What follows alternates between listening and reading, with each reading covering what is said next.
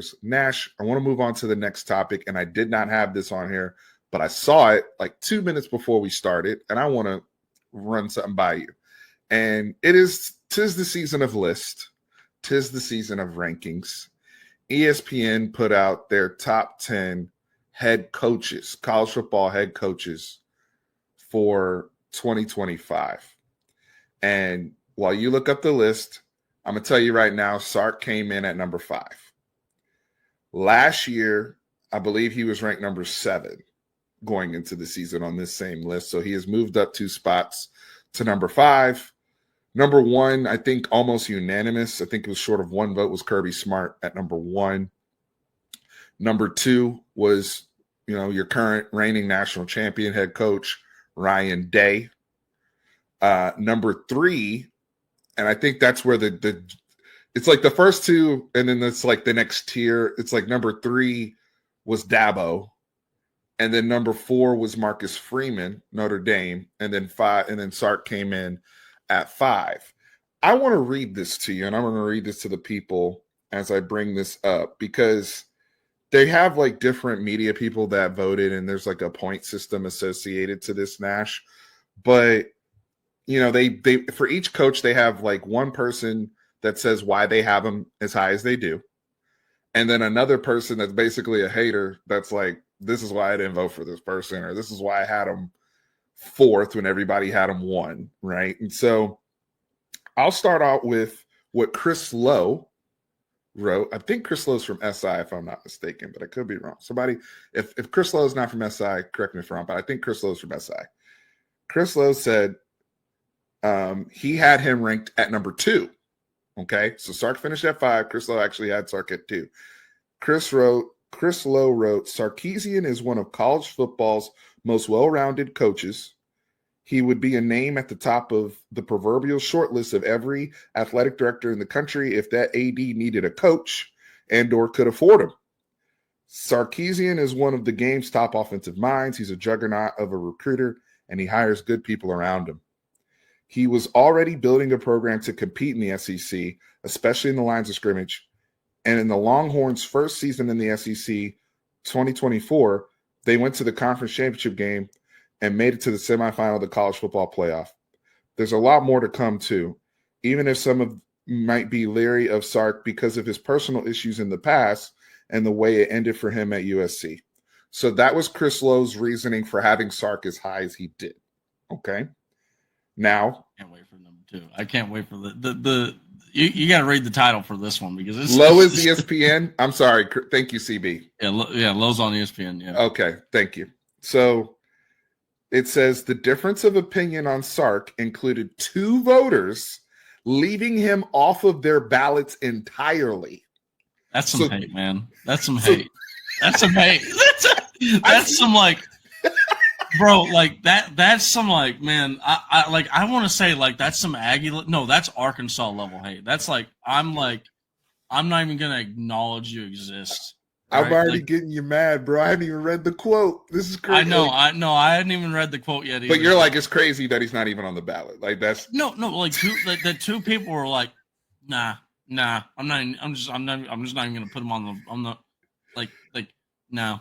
Like dude, this is hilarious. Like this is all right. You ready? I'm ready. I'll read the quote and then I'll say who it's from.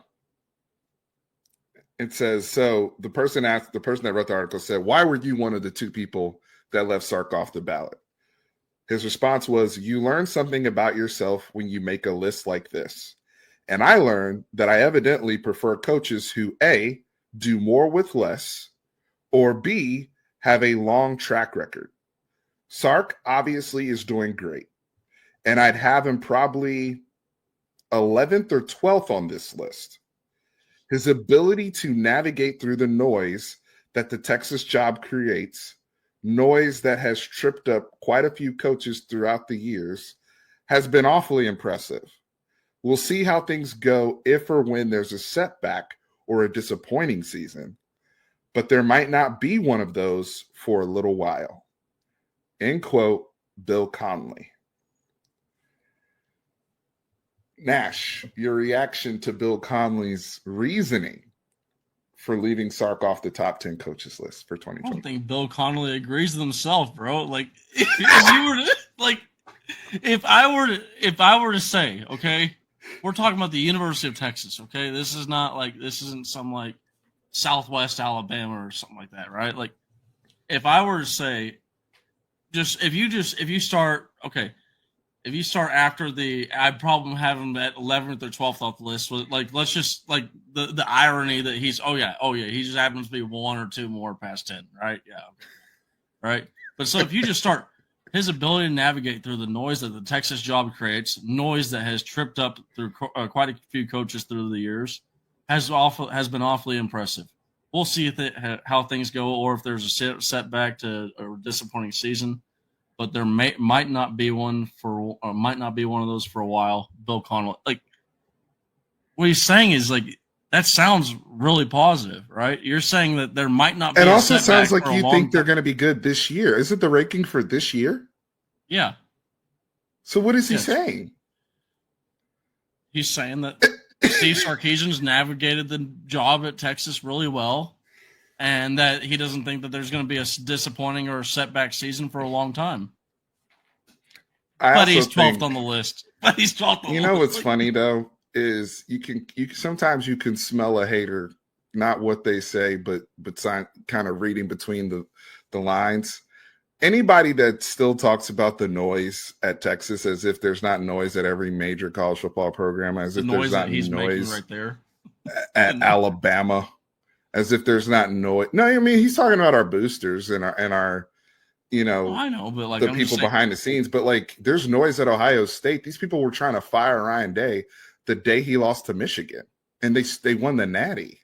And the dude has like a 90% winning percentage, and they were about to burn this man at the stake. That's not noise. Dude, the funny thing, so this, like, I think about this all the time when people, like, I bring this up, like Ohio State fans, when they start talking crap, I'm like, dude, you were literally ready to can his ass before the college football playoff ever started. Like, you wanted a new coach going into the playoff. There were people saying if he doesn't win the Natty, he's gone. Dude, I've never heard that at Texas, brother. Bro, this is from, and here's the deal.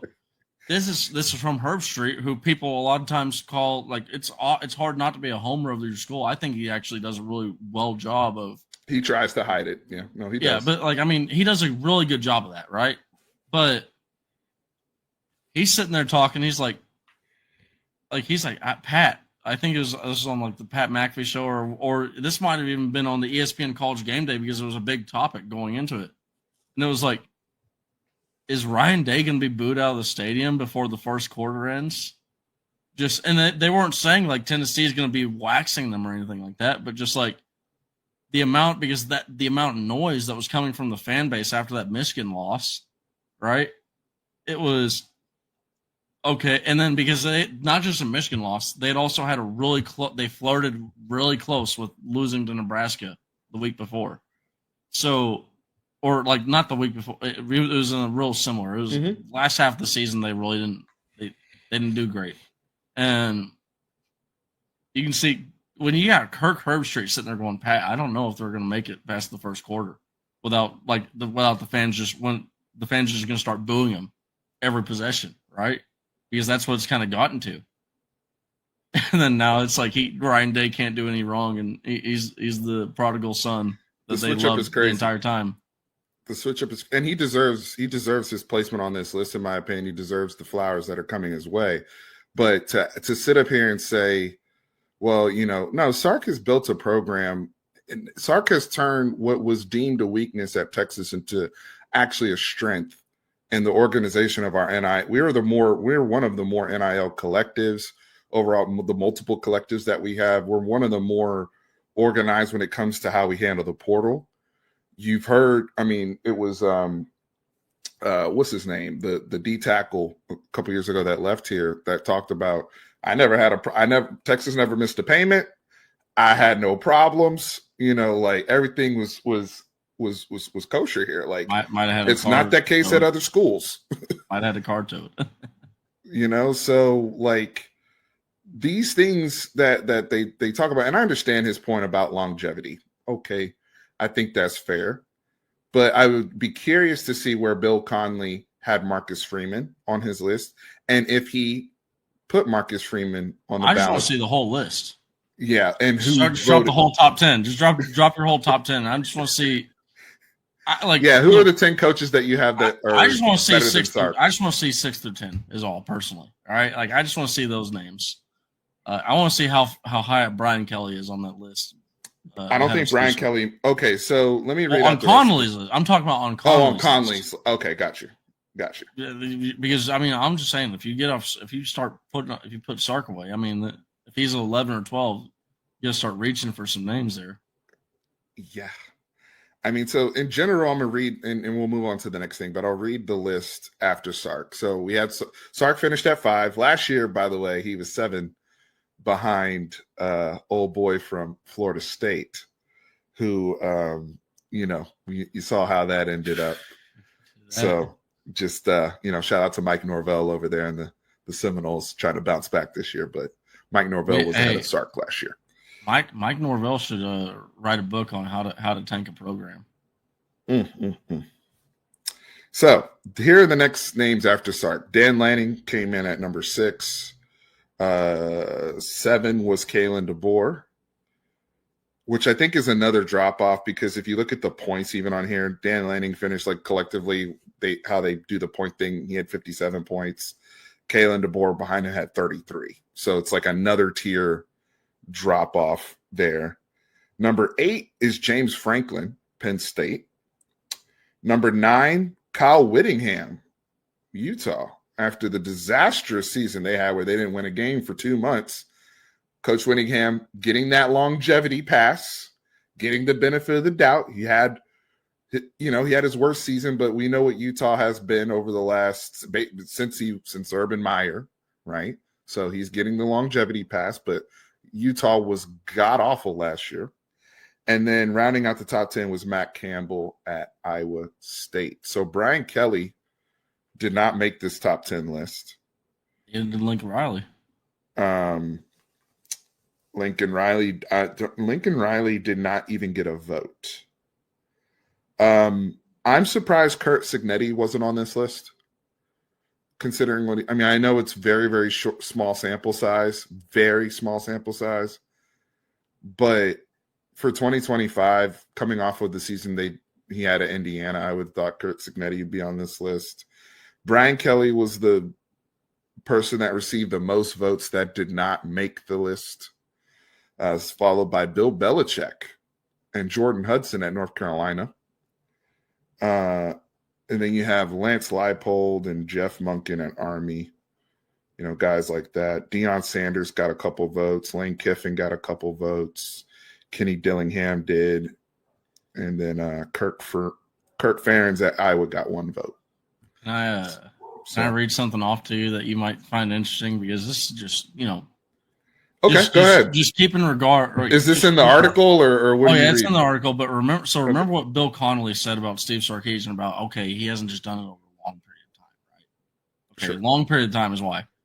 Okay, honestly, the more I think about it, the more I think we've underrated Lane Kiffin. That includes me. Florida Atlantic has won 11 games twice in 21 FBS seasons. They both happen to be Kiffin's in 3-year tenure. Ole Miss have finished 11th or better in the AP poll 4 times in the past 55 years. 3 happened in his 4 years so far tenure. He had peaks and valleys in his early in his career, but it's been almost nothing but peaks since he rejoined the head coaching ranks in 2017. He has adapted as well as almost anyone to the changing roster management age, and he probably should have been in the top 10. Connolly, what are you talking about, dude? Like you just docked Steve Sarkisian for not being for not being around long enough, and then you literally. By the way, Lane Kiffin, great coach, right? And I agree with a lot of the stuff that he said, his ability to navigate the roster, but you could literally say every single one of those things about Steve Sarkisian, too. Also, Steve Sarkisian has been making the playoffs.